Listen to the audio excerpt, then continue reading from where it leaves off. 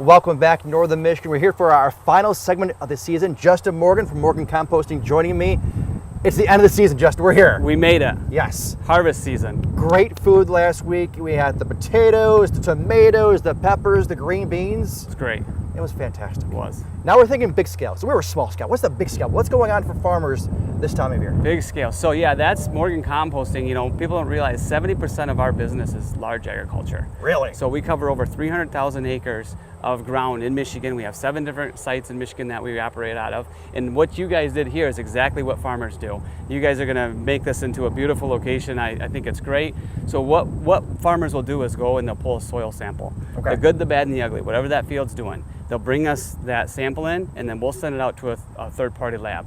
When the lab takes it, they break it down and they tell what that soil's doing, right? It could be weak in this, this, and this, and it could be strong in some other elements.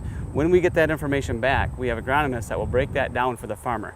And depends on what they're growing. It could be soybeans, it could be corn next year, whatever next year's crop is, we'll mix and match that recipe for that next year's crop on the field to what that soil is. So it's super innovative. You know, not a lot of people are doing this in the US, and we're fortunate we can do it from an organic side, and we can do a lot with conventional guys too.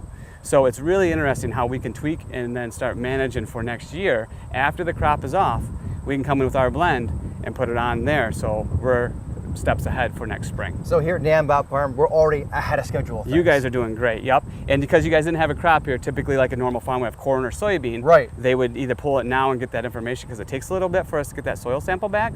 About 2 weeks is what it takes. And then when we get that information back, that's our cheat sheet to know what your soil is doing, because you, the farmer, are different than your neighbor and have managed maybe different for the last couple of years, or looking for bigger yield, and fertilizer prices are up right now. So we're getting a lot of attention right now of how to be more creative with having healthier soils, but also maximizing yield. Right. Now, when would you put down this fertilizer? So we get that question a lot. Is it better to do in the fall or the spring? You know, and honestly, you know, us farmers, you know, we still farm 1,300 acres at the farm there, and it's important. Timing is key for farmers.